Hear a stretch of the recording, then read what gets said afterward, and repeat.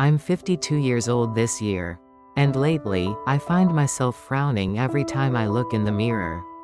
Not because of any specific emotion, but because of habit. My skin is drier than before.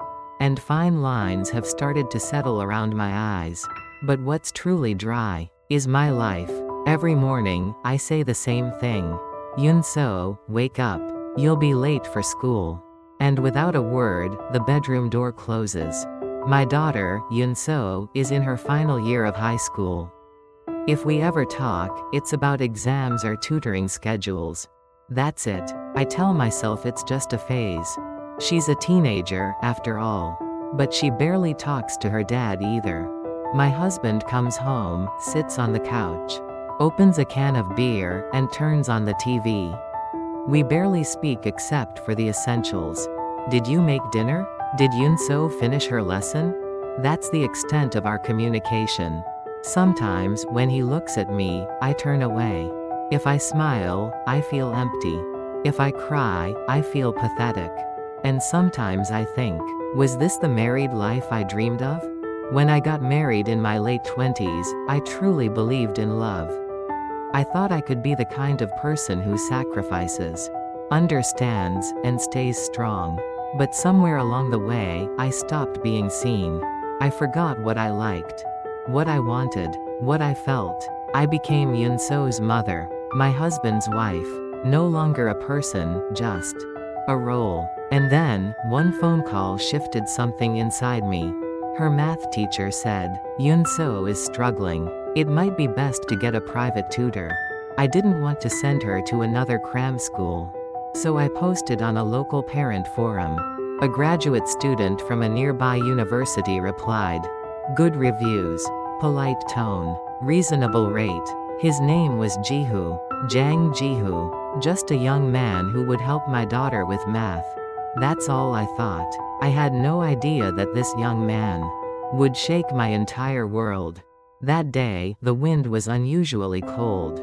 The sky, dull and gray, had been hanging low all afternoon. I stood at the front door, fixing the welcome mat and brushing invisible lint off my sleeves. Don't look too cold when you answer the door, I whispered to myself.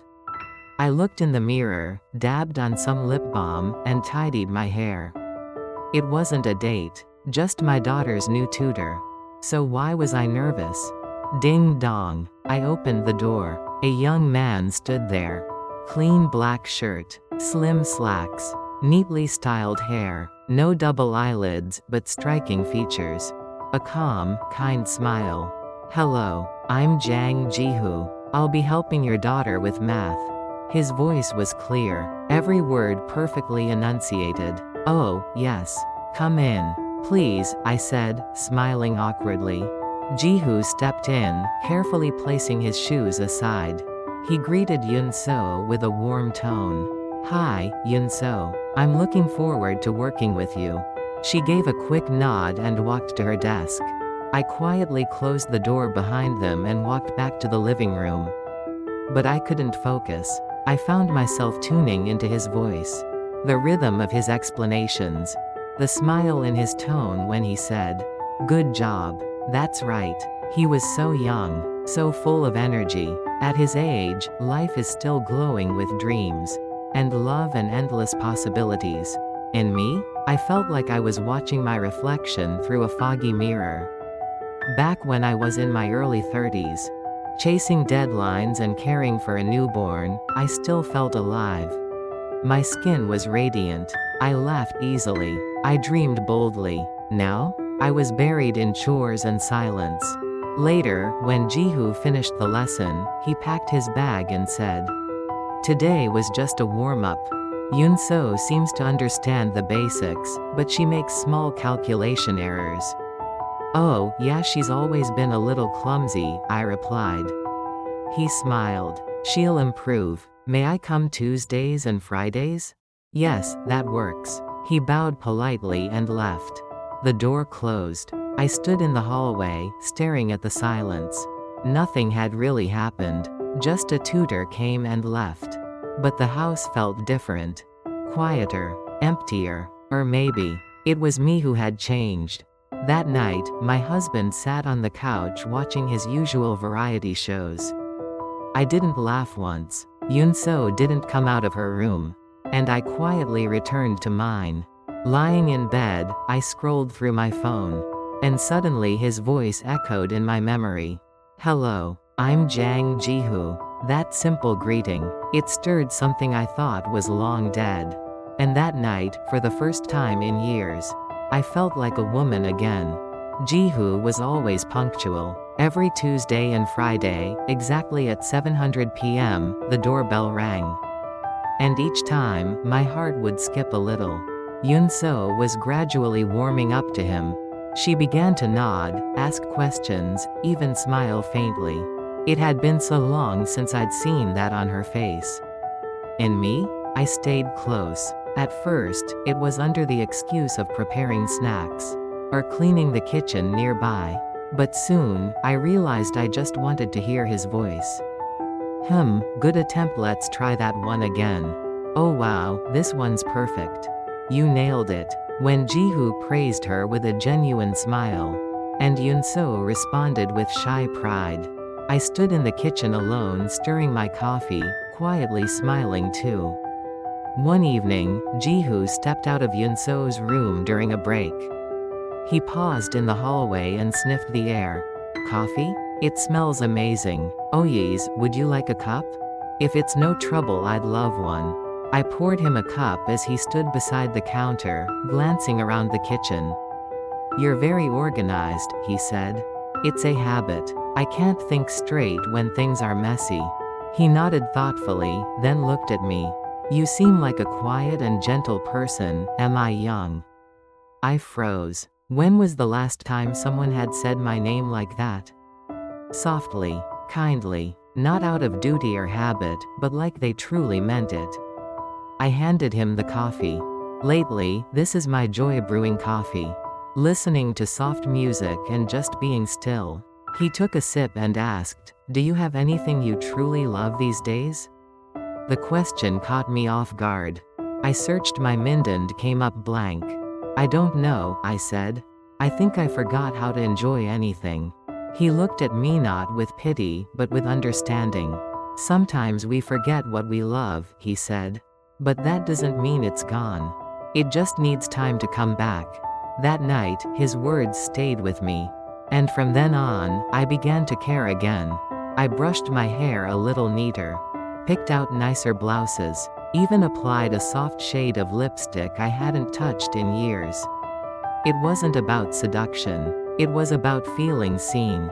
One evening, after a session, Ji-hoo lingered near the door. "Yunso's doing really well," he said.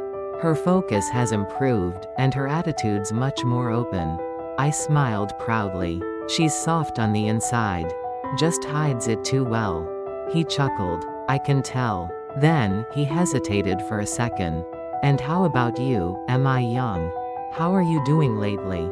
It had been so long since anyone had asked that. I blinked, startled. "Better," I said softly. "Almost like I'm slowly coming back to life." Ji-hoo smiled. And somehow, in that quiet hallway, it didn't feel wrong. It just felt warm. The nights began to feel warmer, even though winter hadn't ended. Every time Ji-hoo rang the bell, I checked my reflection one last time. A soft shade of blush. A light spray of perfume I hadn't touched in years. It felt silly, and yet I smiled anyway. One Friday evening, as he packed his things, Ji-hoo paused. Then, with a quiet chuckle, he asked, "Can I ask you something a little strange?" I raised an eyebrow. "Sure. Is it okay if I stop calling you, ma'am, or Yunso's mom?" I blinked, caught off guard. "What would you call me, then?" He hesitated, then smiled. "Am I young? Your name." The way he said it gently, slowly, as if he'd practiced in his mind but never dared speak it out loud. It didn't sound awkward. It didn't sound wrong. In fact, it felt more like me than anything I'd heard in a long time. "Okay," I whispered. From that day on, he always said it. "Am I young? You look tired today." Am I young? This cafe reminded me of you. Am I young? And every time, I came alive. No one had called me by my name like that in years. Even my husband rarely did. I had become someone's mother, someone's wife, someone's shadow. But Jiho's voice brought me back into focus. One afternoon, as he was leaving, he handed me a small brown paper bag.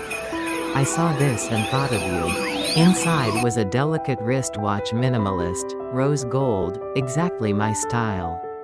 This is too much, I said, stunned. He smiled. It's not expensive. I just wanted you to think of me sometimes. Whenever you check the time. That night, I wore the watch to bed. And stared at the ceiling for a long time. Was I crossing a line? Or had I already crossed it long ago? The moment I let him call me by my name? That Friday evening, snow began to fall. Not the kind that melts as soon as it touches the ground. But the soft, quiet kind that blankets the world in white silence. After the session, Jihu stood by the front door. His coat halfway on, glancing out the window. Do you like snow? He asked. I smiled faintly. I used to, when I was little. Now it's just something that piles up and needs cleaning. He chuckled. Then maybe just for tonight, you can like it again. I looked at him, unsure. Would you like to take a walk? Just around the neighborhood. I know a quiet park. I hesitated. I knew I shouldn't, but I also knew I wanted to. So I nodded. We walked slowly, side by side, under yellow streetlights and falling snow. Neither of us said much, and yet the silence wasn't awkward. It was calm, soft, familiar. At the park, he brushed snow off a bench and motioned for me to sit. We sat there together, warm coffee in our hands, steam rising between us. Am I young? He said quietly. Yes? He looked out over the empty path. When I first started coming here, it was just a part-time job. But lately, he turned to face me. I look forward to this more than anything else in my week. I didn't answer, because if I did, I might say too much. Then he reached into his pocket and pulled out his phone. Let's take a picture, he said. A picture? Just one. Not to share, just to keep. A memory. I hesitated, but somehow, I nodded. He moved closer, angled the camera, and clicked. Snap. He looked at it and smiled. Let me send it to you. He tapped his phone, then said with a smile. Let's make this our secret. Just one little secret. That night, I saved the photo deep in a hidden folder on my phone. It was just an image, two people in the snow. But to me, it felt like a beginning. The beginning of something I knew I shouldn't want, but couldn't stop myself from reaching for. And so, our first secret was born. After that snowy night, something shifted. It wasn't just the photo. It wasn't just the shared secret. It was the way Jihu looked at me, longer, softer. It was the way I responded, faster, warmer. And one day, he asked the question I had quietly feared and quietly hoped for.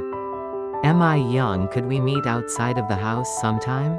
Not for a lesson. Just us. Maybe a coffee? I paused. My heart pounded, not from shock, but from knowing the answer long before he asked. Okay, I said. We met at a small cafe tucked between a florist and a stationery shop. A quiet place where no one would know us. He smiled when I walked in. You look beautiful, he said. I wore a scarf I hadn't touched in years. Something soft, something light pink. I felt pretty. We sat by the window. Talked about small things, old movies, places we wanted to travel, his thesis, my favorite recipes. But nothing about Yunso, not even once. When we stepped outside afterward, he hesitated. Then, gently he reached for my hand. At first, it was just fingertips. But I didn't pull away. He looked at me, searching my eyes. This feeling, it's not just me, right? I couldn't speak. I simply nodded. That evening, we didn't say goodbye right away. We walked without a destination, through alleys. lined with melting snow, under flickering lamps. And when we stopped in front of a modest building with a pale blue sign, we both knew what it was. A small, clean motel. Jihu didn't ask. He waited. I could have turned back. But instead, I followed him in. The room smelled of clean sheets and winter air. He didn't rush. He didn't push. He simply touched my cheek and asked with his eyes, "Is this okay?" And I nodded. We were careful. Quiet. Every gesture filled with hesitation and tenderness. I wasn't a mother in that moment. Or a wife. I was simply M.I. Young. A woman being seen, being touched, being held. That night, we crossed a line. Not just in action but in our hearts. And we both knew, there would be no going back. Secrets are delicate. At first, they feel weightless like a snowflake melting on your palm. But the more you collect, the heavier they become. And eventually they spill. It happened on a Thursday. I was cooking dinner when Yunso came into the kitchen. She didn't say anything, just held up my phone. "Why is this unlocked?" she asked, voice low. I froze. "What do you mean?" She turned the screen to me. There it was. The photo from the park. The one with snow still falling in the background. The one where I was leaning ever so slightly toward Jihu. "You and the tutor took this together?" she asked. I tried to stay calm. "Oh, it's nothing. We just ran into each other that day. Took a photo, that's all." She didn't blink. "You're lying." Her eyes weren't angry. They were tired. Hurt. "Mom, are you in love with him?" I opened my mouth to deny it. But nothing came out. Because she already knew. Tears welled up in her eyes, not out of rage, but out of betrayal. "You always told me to be careful with men. To protect myself. You warned me about people who take advantage. But now look at you." She walked out. Her footsteps down the hallway sounded louder than any scream. That night, I sat in the living room, lights off, waiting for the door to open again. But it didn't. Instead, my husband came home earlier than usual. He stepped inside, paused, looked around. "Where's Yunso?" he asked. She needed air. He stood silently for a while. Then pulled something out of his bag and placed it on the table. A stack of papers. I wasn't going to say anything. I was going to pretend not to notice. But this time, he looked me straight in the eyes. "You involved our daughter." On the top page, divorce agreement. My name was printed in black ink. His signature already marked below. "I don't even care what happened between you two. But I care that it broke her." He turned and walked to the bedroom, leaving me alone with the papers. The silence in that moment was louder than anything I'd ever heard. Days passed in a daze. Yunso didn't come home. My husband barely spoke. The house once filled with silent routines was now filled with the kind of silence that hurt. Then, one afternoon, I got a message. "Jihu, can I see you just once?" We met at the same cafe where he first called me M.I. Young. He looked thinner, paler, but he smiled the same way. "Hi," he said softly. "Hi," I replied. We sat by the window. Warm mugs between us, steam rising into the quiet space between us. He looked down. I heard. About everything. I nodded. I didn't need to explain. "I never meant to hurt anyone," he said. "Least of all you." "I know." But still he paused. "I did." I looked out the window. Rain tapped gently on the glass. Gray clouds hung low over the street. He continued. "When I first met you, you felt like peace. Like something I didn't know I needed." My throat tightened. "I loved you, M.I. Young. I don't think it was wrong to feel that. But maybe it was wrong to let it happen." I blinked, trying to hold back tears. "What now?" I asked. "I've decided to leave," he said. "There's a doctorate program abroad. I've been accepted. So this is goodbye." He nodded slowly. "I won't reach out again." I nodded too. But before he could stand, I asked, "Jihu, was there even one moment where it was real?" He looked at me with that same kind, broken smile. Every moment was real. That's what made it so hard. And with that, he stood, bowed gently, and walked out. I didn't stop him, because sometimes, the love that feels most alive is the one that should never have happened. The house felt emptier than ever. Even with lights on, it felt dim. Even with windows open, it felt airless. One rainy afternoon, I entered Yunso's room. Not to snoop, just to feel her presence. Her books were lined up neatly. Her bed was still made. It looked like a room waiting for someone who might not return. I sat at her desk. And then, I saw it. A simple notebook tucked under a folder. The cover said just one word daily. Her diary. My hands trembled. I knew it was wrong. But I opened it. The first pages were filled with to-do lists, test scores, and doodles. Then the words changed. Math is still hard, but hearing his voice makes it easier. Today, he smiled when I solved a problem. I kept thinking about it on the way home. I wore perfume today. Just a little. I hope he noticed. I saw Mom talking to him in the kitchen. Why did it feel weird? He used to look at me. Now he looks at her. I think I'm falling for him. But maybe she already did. My heart stopped. Tears blurred the ink on the page.